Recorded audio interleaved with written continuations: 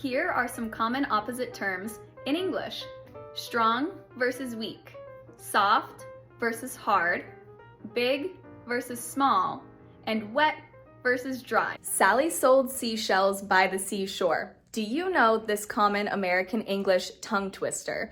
To say this one, you have to practice your S sounds. Sally sold seashells by the seashore. Practice saying it slow and then speed it up and say it even quicker over time. This is bound to help you with your English pronunciation of the SH sound. Hey, I know why you're struggling to learn a new language, and I know exactly how to fix it with the science in your brain. As you know, your brain loves dopamine. That's why we love our phones. That's why we love quick fixes of things that make us happy and bring us joy.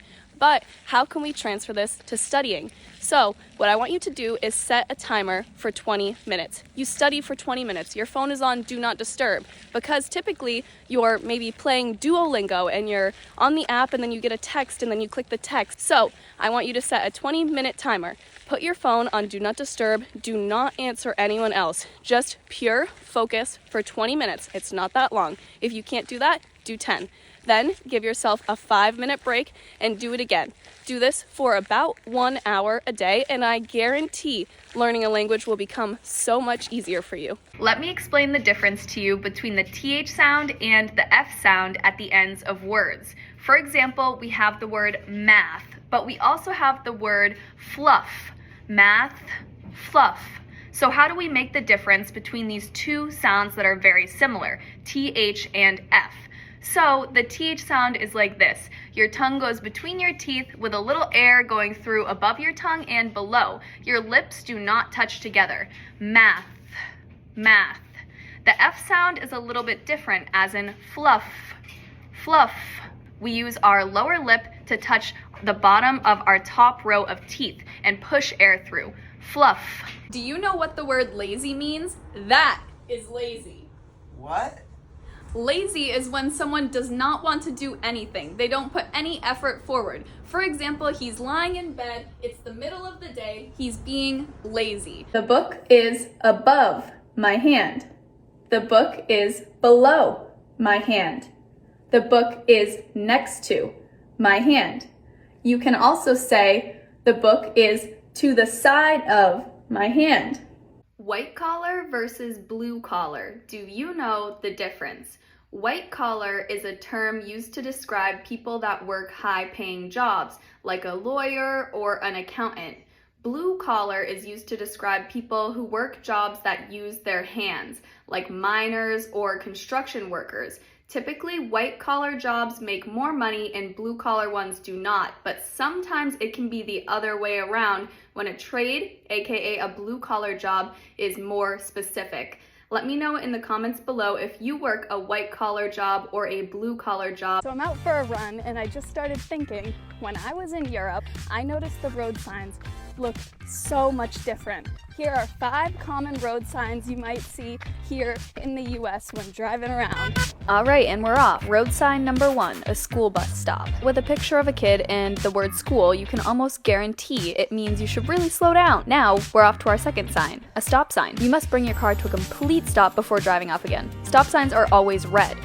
Now we're trotting our way over to sign number 3. In the US, speed limit signs are in miles per hour and typically are a white rectangle with black letters. Now we're making our way to sign number 4, a 4-way intersection. This sign warns you that traffic is coming from all directions, from the left, right, and towards you. These are almost always yellow and black.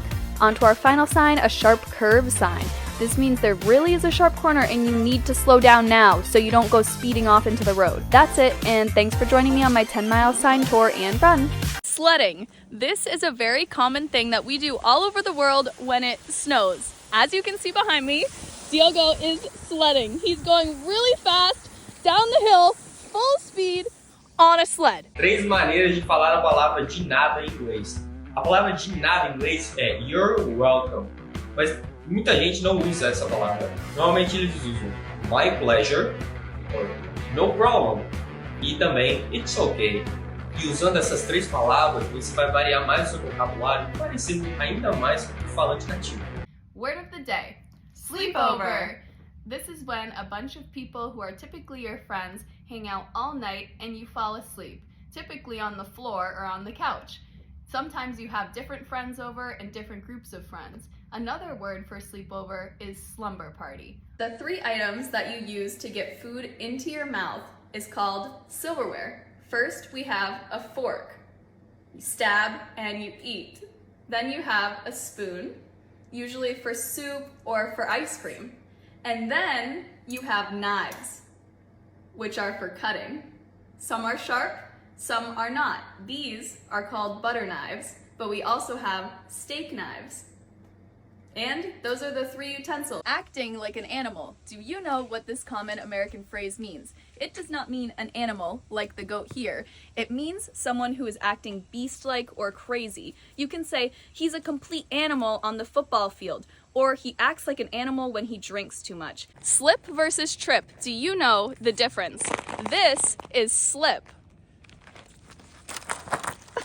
Whoa!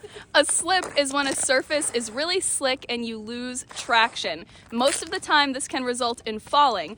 Romer just slipped on some slippery ice out here in the cold in New England. The next one is trip. Heidi is about to trip up over the curb here.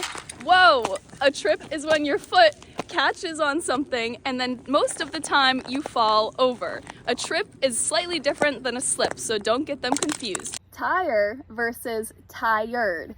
2 words that sound very similar, but there's one additional letter at the end of one of them. T-I-R-E versus T-I-R-E-D.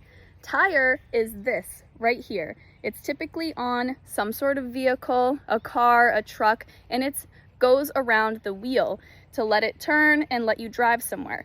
Tired is the feeling of being sleepy, like you want to go to bed. Let's talk about the difference between I know versus I think. I know is a definite statement. You truly believe something to be true, so you say, I know. When you aren't sure if something's true, but you think it could be, you say, I think. I think we should go to the doctor's office. I know we should go to the doctor's office. I think it costs $300. I know it costs $300. Word of the day, renovation. Renovation is when you are making a space new. You're taking out the old and making it new. For example, in this room, we stripped the walls, put up new drywall, and now we are painting like this. We are renovating the space. Tale versus tale.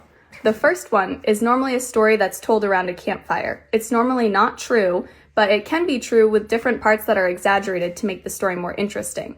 It's like a long lost tale. That's where you'd normally hear that word being used.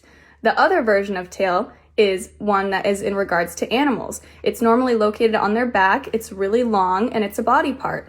For example, dogs have tails, cats have tails, and horses have tails. Made of versus made from. Do you know the difference? So when something is made from another thing, it means that the thing that it is being made from has already been created into something new. For example, maybe you have a pair of shoes and they were made from recycled plastic.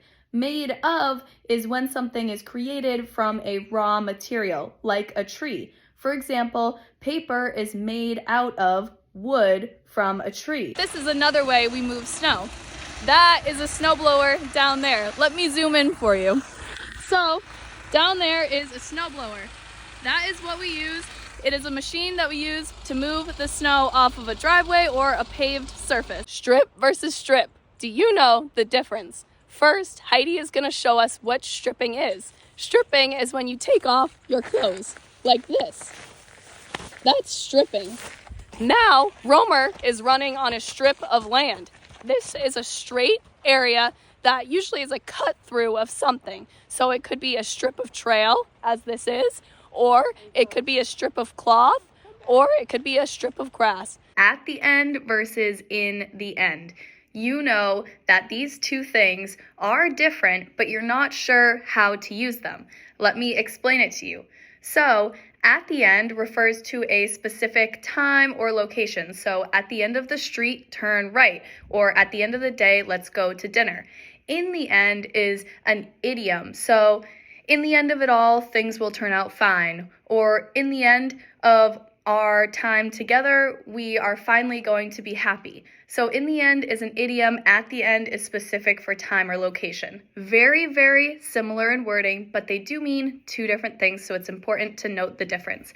This is advanced level English, so don't be nervous if you make a mistake and use these incorrectly. No one is going to judge you. Today's word of the day is icicle. These are icicles. This happens when it's really cold outside, below freezing, and water drips down. As it drips, it freezes off of the surface and creates these long columns like this.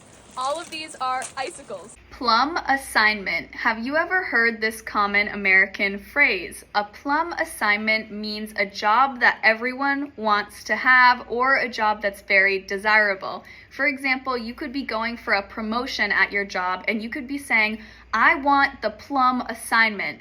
AKA, I want that top tier job or the job that's the next level or a job that you're more interested in than the one you're doing now. White collar versus blue collar. Do you know the difference? White collar is a term used to describe people that work high-paying jobs, like a lawyer or an accountant. Blue collar is used to describe people who work jobs that use their hands, like miners or construction workers. Typically, white-collar jobs make more money and blue-collar ones do not, but sometimes it can be the other way around when a trade, aka a blue-collar job, is more specific. Want to know something Americans do to make their English simpler? They combine words. You are makes your. We are makes we're. They are makes their.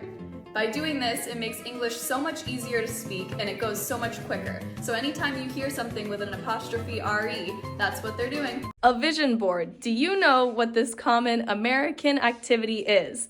This is when at the beginning of a new year or at the beginning of a new period in your life, you take a bunch of pictures and put them into a collage. The pictures represent what you want in the new year. For example, Allie, explain this one. I am a woman of many talents, but however, I can always stretch myself. How to cook a steak. Why would she want to have that on her vision board, you may ask? Because by the end of this year, I want to be the pro of my kitchen, the chef. Explain one of your vision board pictures. Okay, I feel like this year I'd really like to value some friendships and relationships in my life, so I put a couple of pictures that I think are really representative of what I want them to look like in my life. Want to know some ways to make your English language more interesting? You can replace words like cool with things like that's sick, or that's dope, or that's wicked, or that's fire, or that's savage. And by doing this, it makes your conversation more interesting for the person you're talking to, and it kind of relates things to different areas of English. Do you know what a snow angel is? Let us show you. Diogo's gonna do a snow angel. So you just plop on the ground, and you just kind of do that.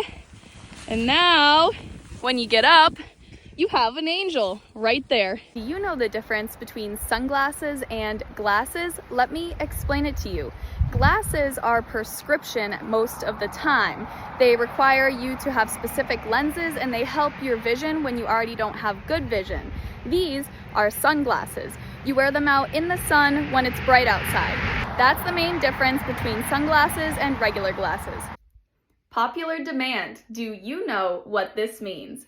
Popular demand means that someone wants something or an audience or a group of people want something. You could say, I'm back by popular demand, meaning that you know people want you around, so you're back by popular demand. You're back in the area. Maybe you were on vacation and now you're back. Or you can say, that new fridge is in popular demand. It means a lot of people want that new fridge. Other ways to say yes. Formal, certainly, all right, and agreed. Informal, yep, sure, I guess. Here is how you send letters in the mail in the United States of America in English. First, the person sending the letter puts their information in the top left corner. They put their name on the first line, first and last. They put their house number, the street they live on the second line, and their town, their state, and their zip code on the third line. The same thing goes for the middle of the letter. This is to who you are sending the letter to. You would write the same thing, their name and then their address below that. After you write their address, there is one main thing you don't want to forget: the stamp. So now you know how to send a letter in English. Shooting fish in a barrel. Have you ever heard this common American phrase? This phrase is a funny one, but also very effective to use. This means that something is extremely easy to do, maybe even easier than you thought, because if you think about it, shooting fish in a barrel is something that requires zero accuracy. They're in a bucket, so you're just shooting them. So you can say, that exam was as easy as shooting fish in a barrel. When you hear a lot of Americans talk, sometimes they say interesting terms when saying yes and no. For example, you might hear, yeah, no, or no, yeah. So what's the difference? The difference is when someone says, yeah, no, this means that they're not into it. They don't want to deal with it, it's a no. No, yeah means that, yes, okay, yeah, I'll do it. No, yeah, totally, that's fine. Have you ever been in a situation where your friends won't tell you a secret and you really want to know? Well, try using this common English phrase when you're asking them to tell you. You can say, hey, spill the beans. This is used when someone is trying to get someone to give them information, and it's commonly used when other people aren't giving them information and they're withholding it. So, next time you're in that situation, spill the beans. So today's reel is remind me of versus remind me to. So, these are slightly different. When something reminds you of or remind me of, it means that you want to remember something or kind of like a memory. Oh, that reminds me of the day that we went sledding, or that reminds me of my first date. To remind you to do something means it's something that you need to finish. So remind me to do my homework. Remind me to go to the grocery store. It's task driven. So remind me of is like a memory. Remind me to is like a task or to do something. Very slightly different, kind of interchangeable, but not really. Let's do the difference of jogging and sprinting. Today, Heidi and I are jogging. A jog is a slow run. Now, we are sprinting. Sprinting is running as fast as you can, full speed. LOL, do you know how to use this common English term? A lot of the times this is used with texting or messaging your friends, close family, or people in a casual setting. LOL means something is funny. It's the equivalent of ha ha, but what does it stand for? It stands for laughing out loud. So next time you're texting your friends and something's funny, text LOL. Let's talk about some synonyms for the word excited. A synonym is when one word is different than another but means the same thing. Here are some examples of ones for the word excited. You could use thrilled, eager, and delighted. So next time you are saying the word excited in conversation, try inserting one of these synonyms to make your language and conversation more interesting. No sweat. Have you ever heard this common American phrase? This is something that we say to someone else when something is not a problem, don't worry about it. You could say, it's no sweat, don't worry about bringing a snack to the party, we have enough food.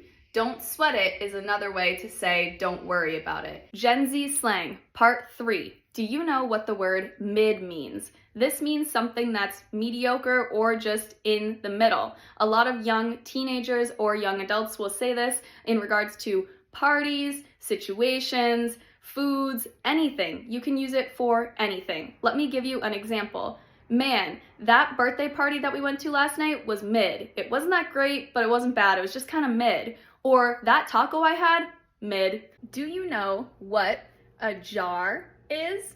A jar is something that is typically glass, sometimes made out of plastic or other products, but it has this on the top of it, a screw cap.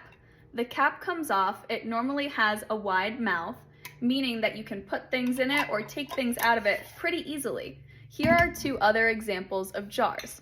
You have this one, a little bit wider, and it's used to hold relish, which is a common condiment in America. We also have one that is a bit wider on the bottom, a little more narrow on the top, and this is used to hold mustard. There are a variety of jars, and you'll see them in pretty much any grocery store you go to if you do come to America. Jars are definitely an international thing. Hey, don't put the cart before the horse. Do you know what this American saying means?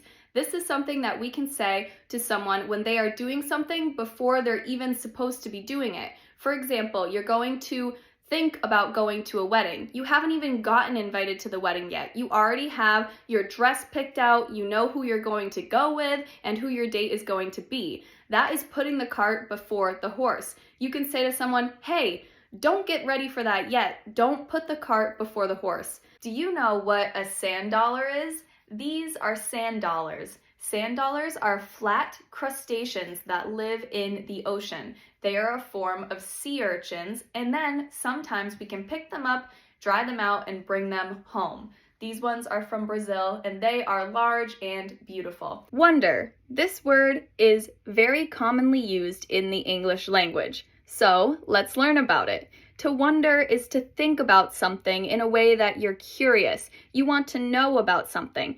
I wonder where they live, or I wonder what's for dinner tonight. It's to want to know something, to want to get an answer, and to wonder about something.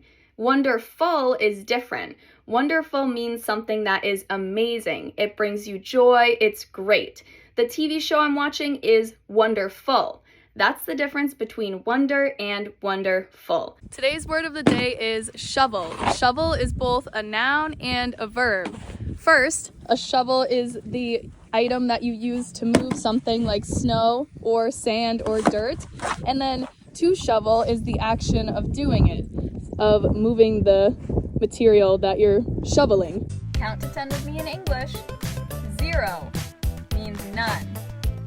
1, 2, 3, 4, 5, 6, 7, 8, 9, and 10. That is how you count to 10 in English. Do you want to know the difference between bro, bruh, and bruh? Yes, what is it? Nothing.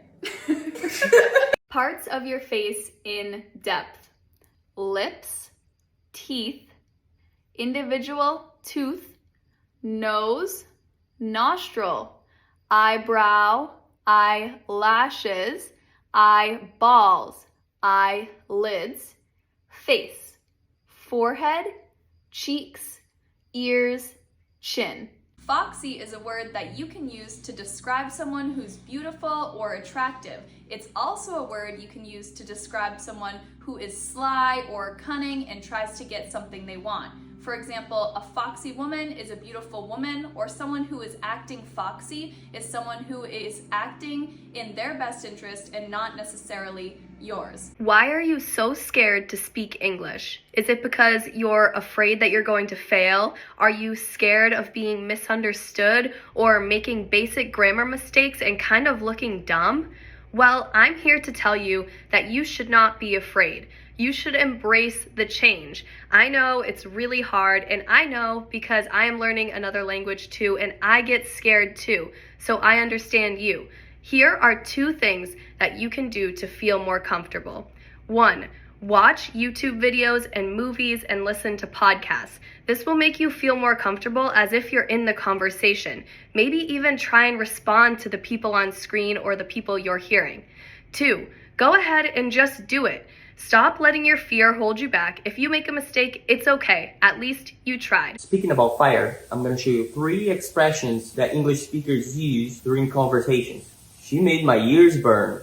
That's used when someone is being talked about. He's playing with fire. That's when someone does something that might cause trouble later. They added fuel to the fire.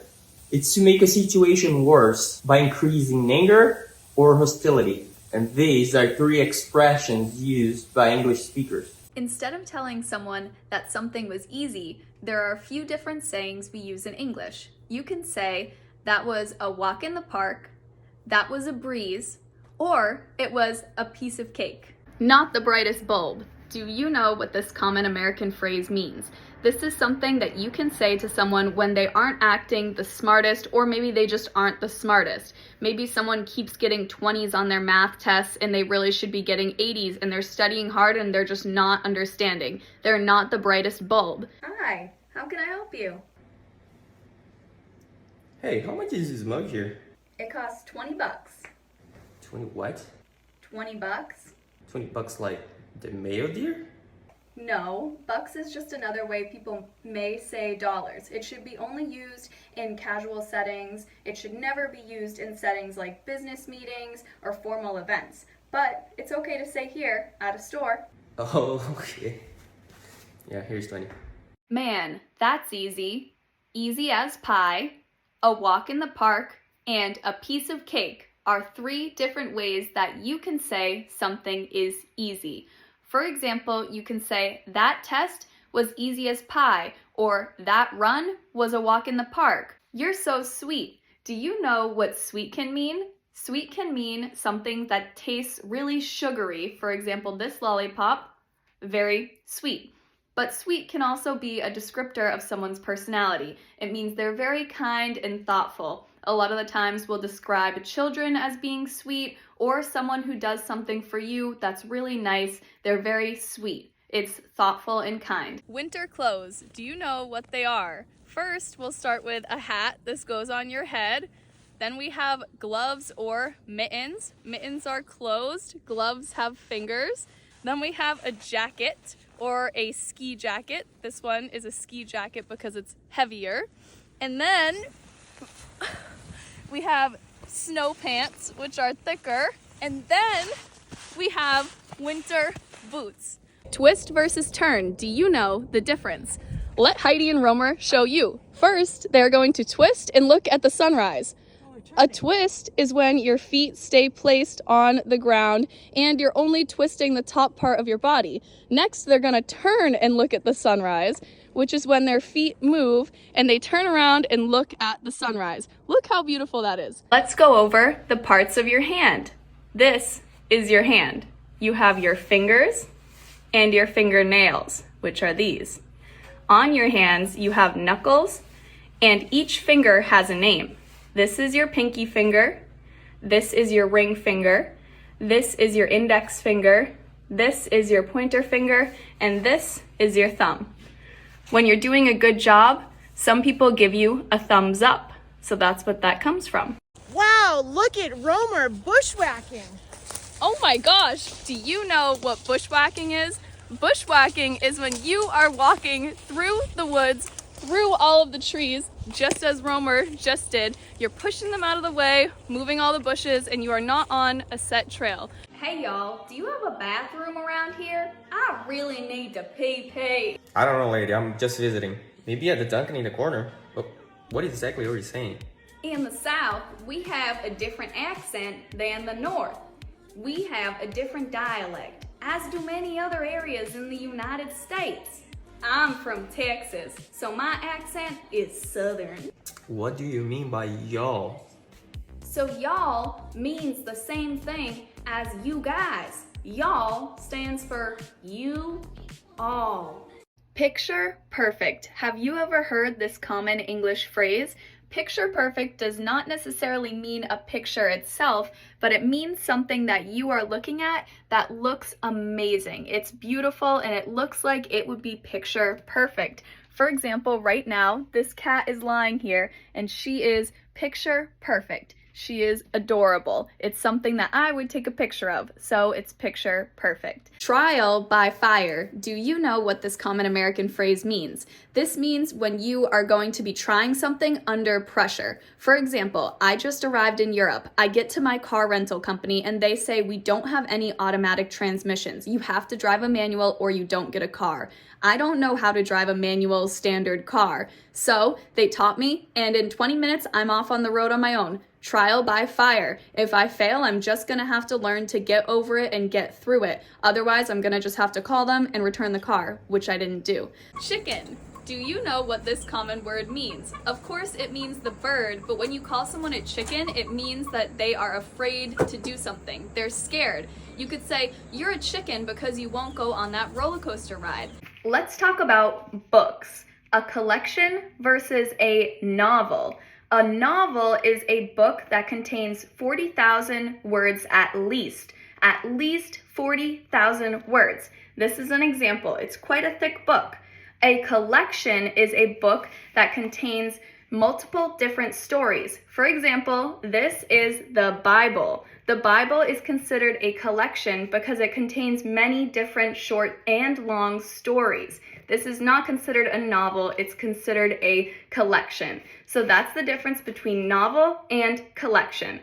Have you ever done something really cool or crazy and told someone about it and they said they're gonna add it to their bucket list? A bucket list is when someone makes a list of things they want to do before they die, literally meaning they want to do it before they kick the bucket.